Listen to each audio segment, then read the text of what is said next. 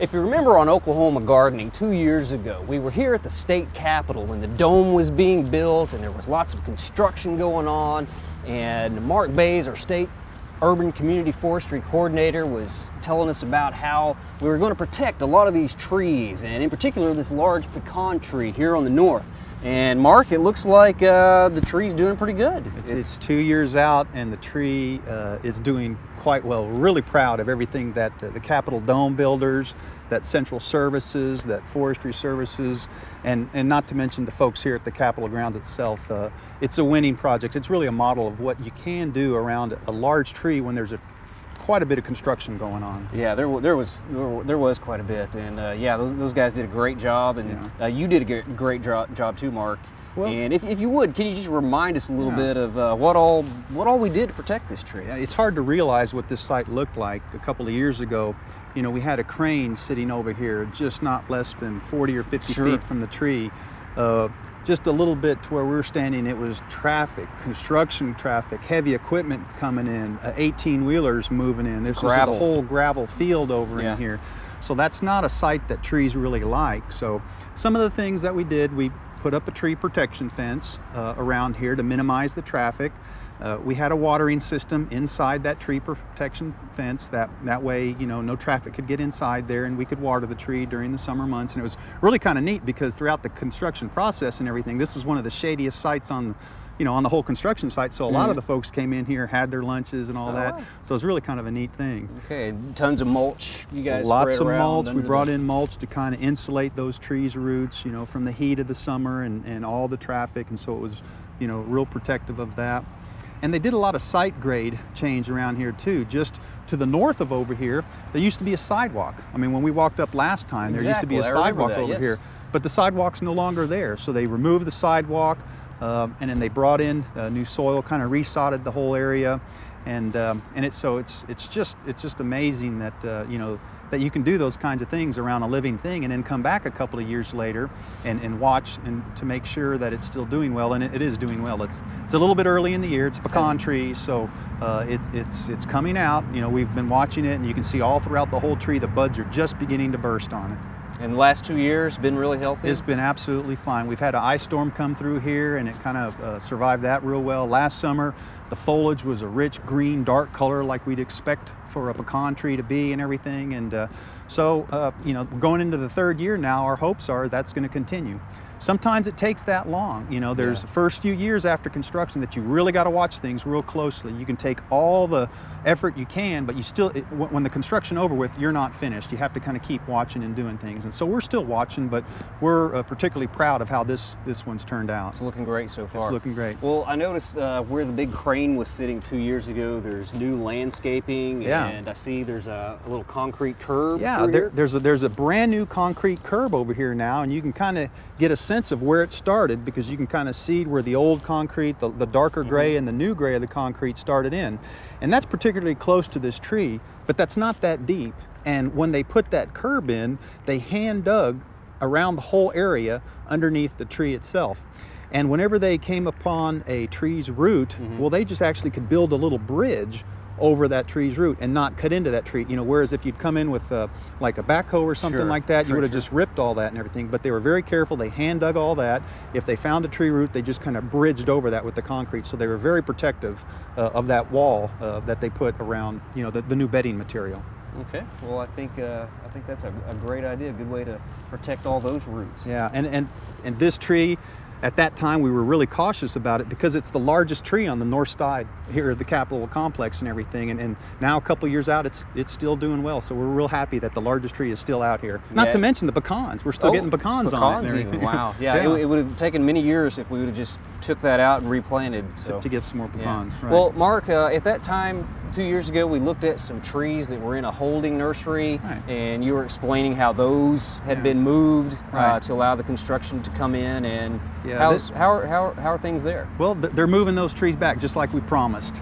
Some of those trees had been planted and were very special to people in Oklahoma. There were some oak trees that were moved at the time, and then also there was one special tree that we planted during Arbor Day celebration here in the Capitol. And at that time, it was donated by Senator Bill Gustafson. And Bill Gustafson owned at that time and still owns Whitetail Tree Farms. And so we promised him when he left the state senate that we would always make sure that we had that tree around, and we watched it real closely. And so I want to reassure Bill that we're doing that right now. And so we're going to be moving his Caddo maple tree that he donated for an Arbor Week celebration here back on the grounds. Wonderful. It looked healthy 2 years ago in the holding pen, and looking good now. And we're able to move it back, and it's nice to be able to do those kinds of things, because you know, whenever we do construction, a lot of times we just think about, well, what do? Let's just get rid of the trees, start from scratch, plant new trees. But see, I think that's another reason why I'm really proud about the State Capitol grounds here and what Central Services has been able to do, because it's really a model for people to think. Sure. You know, if you're going to do construction and there's trees that you can move and move back, it really makes sense, because it takes so long to get one of those trees to be of good size. So this is a good thing to take note of for homeowners, to protect your trees whenever you're doing some construction. And definitely this is a good way to see some of the things that you guys have done, and folks at home can do the same thing, protect their trees. Right. I understand that on the south side of the Capitol, you guys also did a lot of reconstruction, and let's go take a look at some of that. Great, let's go.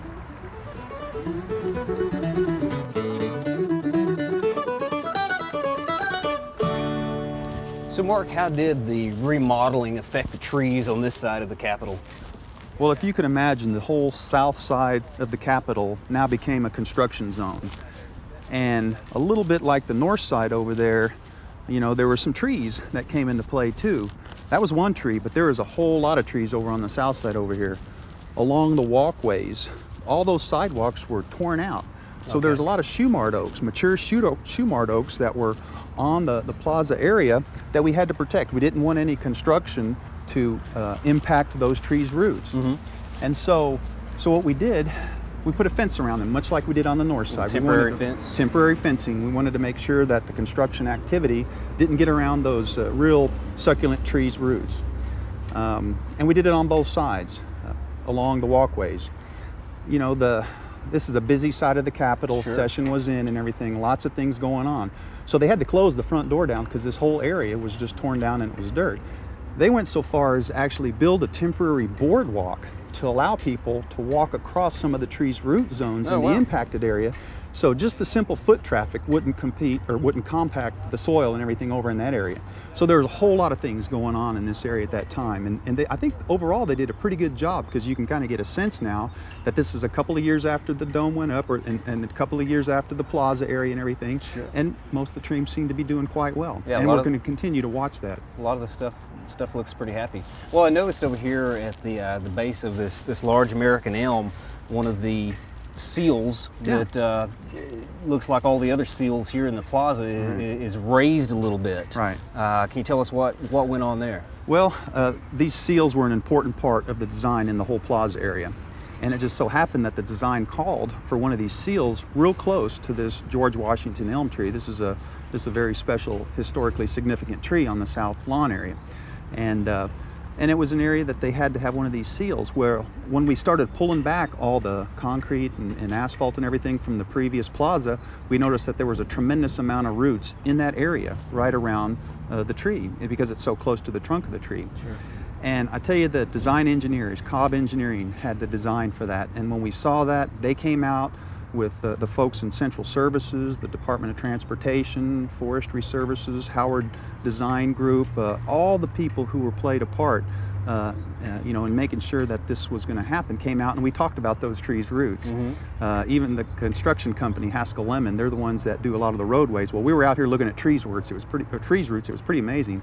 But they redesigned everything right there on the site, and essentially it was just a simple idea. They just raised everything up.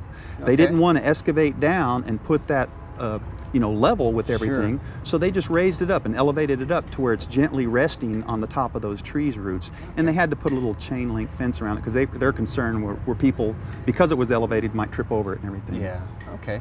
And this is a special tree here. Can you tell us just a little bit about this elm? Well, the George Washington elm, it's a descendant of a tree where George Washington gave an address to his troops many years ago. And the original parent to this tree is no longer around. So historically, this tree is, it's very symbolic with, our founding of our country. George Sure, Washington sure. had played a part in this tree's Yeah. life, or this is a tree's a descendant of, a tree that George Washington once stood by and addressed his troops and everything.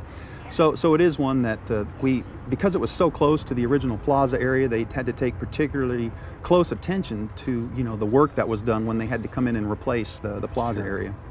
Okay. So it has been affected, I guess, a little bit by the construction. You Yeah. kind of be asking a lot from the tree to not suffer or to have anything changed in the way it's been growing. But I guess it has just a little bit of stress to it, and we need to do some things to this tree now. Well, anytime you work this close around a tree, the potential is there to cause the tree to go into some sort of decline. Sure.